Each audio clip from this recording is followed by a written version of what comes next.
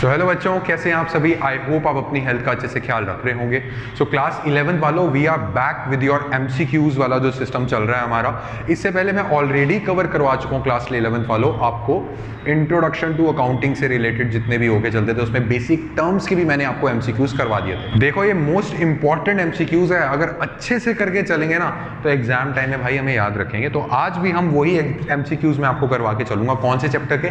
आज हम पढ़ेंगे अकाउंटिंग प्रिंसिपल्स एंड कन्वेंशंस।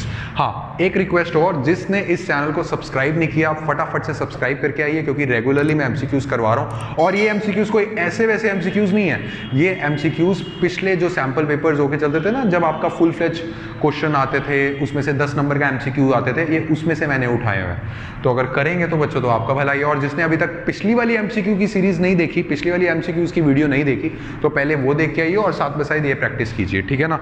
तो कॉन्सेप्ट पढ़ रहे हैं, मैं ये इमेजिन कर रहा हूँ कि आप लोग कॉन्सेप्ट पढ़ के चल रहे हैं। अगर अभी तक कॉन्सेप्ट नहीं पढ़ा तो एसडीसी एकेडमी हम लोगों की एप्लीकेशन आ चुकी है, वहां जाके आप आराम से कॉन्सेप्ट पढ़ सकते हैं और उसके बाद हमारे साथ एमसीक्यू प्रैक्टिस करके चल सकते हैं, ठीक है। तो आज मैं चुन रहा हूं अकाउंटिंग प्रिंसिपल्स एंड कन्वेंशन। बच्चों एक ऐसा चैप्टर जो मैं बहुत अच्छे तरीके से, जो मेरे से जुड़े हुए हैं, जिन्होंने मेरा कोर्स लिया, उनको पता है, बहुत अच्छी तरीके से समझा चुका हूं। बट एक ऐसा चैप्टर जिसमें से एमसीक्यूज आने की मतलब ज्यादा वेटेज आ सकती है एमसीक्यू से, क्योंकि इससे ना एमसीक्यूज बन ही बहुत रहे हैं, बहुत बन रहे हैं इससे एमसीक्यूज। तो आइए उनमें से ही कोई इंपॉर्टेंट एमसीक्यूज आज हम पढ़ के चलते हैं। तो फर्स्ट एमसीक्यू बच्चों हमारे पास आ रहा है, कह रहा है during the life time of an entity accounting produces financial statements in accordance with which of the following accounting concept. भैया देखो, हर ऑर्गेनाइजेशन को एक कुछ टाइम पीरियड में अपनी अकाउंटिंग स्टेटमेंट्स बना के चलनी पड़ती है। हम ये नहीं कह सकते मैंने इस साल बनाई मैं अगले साल नहीं बनाऊंगा, नहीं भैया, एक टाइम डिसाइड कर लो। ये कौन सा कॉन्सेप्ट बोल के चलता है बच्चों? ये बोल के चलता है अकाउंटिंग पीरियड कॉन्सेप्ट बोल के चलता है। That means the right answer is C. Moving on to the next, कहता है as per dual aspect concept, कहता है बताइए इन चारों में से कौन सा सही है। बच्चों आप सभी को पता है कि लाइबिलिटीज वाला पैसा और कैपिटल से जो पैसा आता है उसी से ही हम एसेट परचेज करके चलते हैं। तो what will be the formula? Asset is equal to liability plus capital. एक मिनट, अगर ये किसी को समझना है ना तो मैं लिंक पे, एक आई बटन पे एक लिंक छोड़ रहा हूँ, asset is equal to liability plus capital. भाई जो मैंने समझाया है ना, और उसके कमेंट सेक्शन में जाके जरूर देखना बच्चों ने क्या क्या बोला है। बच्चे कह रहे सर बिल्कुल बेसिक और अलग तरीके से समझाया है, ये नहीं हम भूलेंगे। तो जरूर इस वीडियो को चेकआउट करना, बहुत अच्छे से मैंने कॉन्सेप्ट समझाया आप लोगों को, ठीक है ना। Moving on to the next question, कहता है Messrs future limited has invested 10,000 in the shares of Rallicam industries limited. उनकी करंट मार्केट वैल्यू जो ये शेयर्स की है 10,000 रुपये लगाए थे, कह रहा है 10,500 हो गई। Accountant of Future Limited want to show that rupees 10,500 as value of investment in the books of account। बच्चों बता के चलो ये कौन सा अकाउंटिंग कन्वेंशन रिस्ट्रिक्ट कर रहा है? कह रहा है मैंने 10,000 रुपए की इन्वेस्टमेंट करी थी जिसकी आज मार्केट वैल्यू होगी 10,500, क्या मैं अपनी बैलेंस शीट में 10,500 के तरीके से शो कर दूं? एक कन्वेंशन है जो इसको रिस्ट्रिक्ट करके चल रहा है, इसको हम बोलते हैं, इसका आंसर है सी, conservatism.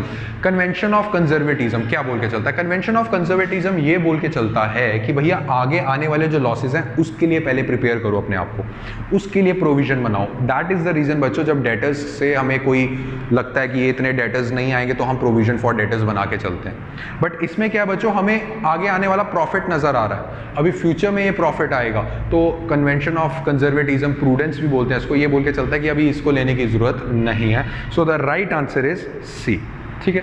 Moving on to the next question, कहता है according to the cost concept, कहता है कॉस्ट कॉन्सेप्ट क्या बोल के चलता है? Assets are recorded at lower of cost और मार्केट वैल्यू। नहीं बच्चों, ऐसा कभी नहीं कहता। कॉस्ट कॉन्सेप्ट हमेशा बोल के चलता है कि जितने पे आपने वैल्यू पे करी है ना उस एसेट को एक्वायर करने के लिए, समझा चुका हूं ये चीज।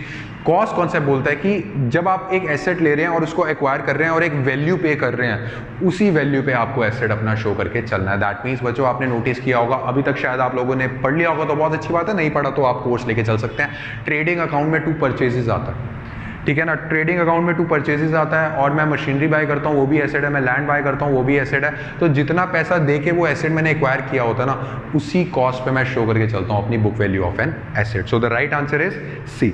सो moving on to the next question, कहता है X limited follows the written down value method of depreciating machinery year after year. बच्चों ये बोल के चलता है कंसिस्टेंसी कॉन्सेप्ट। कंसिस्टेंसी कॉन्सेप्ट कहता है एक मेथड यूज करो, ईयर बार ईयर इसको यूज करो। ऐसा ना होना चाहिए आज तुम WDV यूज कर रहे हो, that means return down value method, अगले साल तुम स्ट्रेट लाइन मेथड यूज कर रहे हो। नहीं, ये कंसिस्टेंसी कॉन्सेप्ट बोल के चलता है, ऐसे नहीं करना आप लोगों के लिए, ठीक है ना।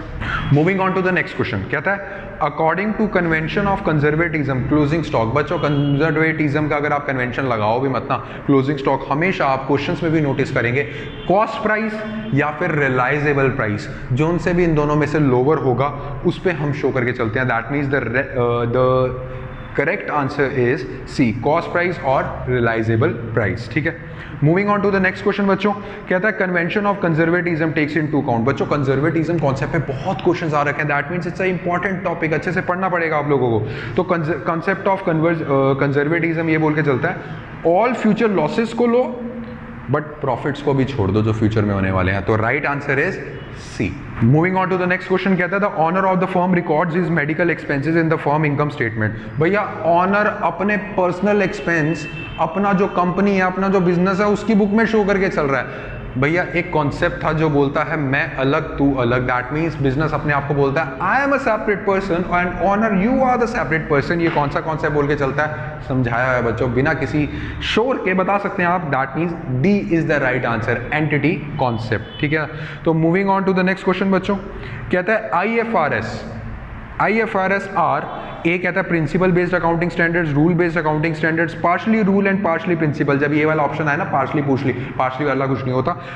IFRS हमारा होकर चलता है principle based accounting standard, this is the right answer. अगर ये चीज मैंने नहीं पढ़ाई तो अब लर्न कर लो, पढ़ा रहा हूँ, ठीक है ना। So moving on to the next question, कहता है एज पर इनकम टैक्स। बच्चों बहुत इंपॉर्टेंट क्वेश्चन है, आता है, कहता है इनकम टैक्स अकॉर्डिंग क्या हमारा अकाउंटिंग पीरियड होना चाहिए। बच्चों जो फाइनेंशियल ईयर हम अकाउंटेंट्स के लिए होता है वो भी इनकम टैक्स ही फॉलो करके चलता है। दैट मीन्स 1 अप्रैल टू 31 मार्च हमारा अकाउंटिंग पीरियड होना चाहिए। बच्चों 1 जनवरी टू 31 दिसंबर नहीं होना चाहिए, वो कैलेंडर ईयर है, वो आम लोगों का है। हम कौन है, हम हैं अकाउंटेंट्स, हम हैं अपने कॉमर्स वाले बंदे। हमारे लिए नया साल शुरू होता है 1 अप्रैल से और खत्म कब होता है, 31 मार्च से। तो बच्चों ये छोटे छोटे MCQs हैं जो लगते ऐसे हैं कि हाँ यार इजी हैं, कर लेंगे, अरे पूछ लेंगे यार एग्जामिनेशन हॉल में। बट बच्चों जब ये एग्जामिनेशन हॉल में MCQs आते हैं ना और टीचर्स जब स्ट्रिक्ट होते हैं, जब चीटिंग वीटिंग का कोई अफसोस नहीं कर सकते आप चीटिंग, तो भैया आपको लगता है कि काश उस टाइम पढ़ लेते। तो तभी आप लोगों के लिए मैं बार बार आ रहा हूँ, पढ़ लो, प्रैक्टिस मैं करवा रहा हूँ। क्या सर बस इतनी प्रैक्टिस कर ले? नहीं बच्चों, मैं कोई झूठी चीज नहीं बोलूंगा। मैं यहाँ जो पढ़ा के चल रहा हूँ, इज इट इनफ? नॉप्स। दूसरे चैनल वाले आपको बोलेंगे कि हाँ हम आपको पास करा देंगे, हमारा चैनल देखिए, MCQs देखिए, अरे 100 में से 200 दिलवा देंगे। नहीं बच्चों, मेरी मेहनत के साथ साथ आपकी मेहनत भी है। आज मैंने आपको 10-15 MCQs, जितने भी MCQs मैं आप लोगों को करवाता हूँ, बाकी के 30-40 आपको घर पे अपने आप प्रैक्टिस करने पड़ेंगे, अपनी बुक से प्रैक्टिस करने पड़ेंगे। TS Grewal, DK Goyal, Google पे सर्च मारो, जो मर्जी करो बट प्रैक्टिस करो, ठीक है ना। तो ऐसे पढ़ाई करके चलेंगे तो बच्चों हम भी खुश, आप भी खुश, आपके मार्क्स आएंगे तो भाई आपके पेरेंट्स भी खुश। तो बच्चों ये छोटी छोटी चीज़ें हैं जो आप लोगों को करके चलनी पड़ेंगी एक एवरेज स्टूडेंट से, अगर आपको ऊपर उठ के चलना। तो बच्चों आज का वीडियो अगर आपको पसंद आया है तो ज़रूर लाइक, शेयर एंड सब्सक्राइब कीजिएगा। और जो बच्चे हमारे साथ रेगुलरली जुड़े रहना चाहते हैं, आपके फ्रेंड्स वगैरह MCQs की प्रैक्टिस करना चाहते हैं, उनको ज़रूर ये वीडियो शेयर कर देना। तो ठीक है बच्चों, मिलते हैं अपने नेक्स्ट वीडियो में, तब तक के लिए हैप्पी लर्निंग और रिविजन जरूर कर लेना। Thank you.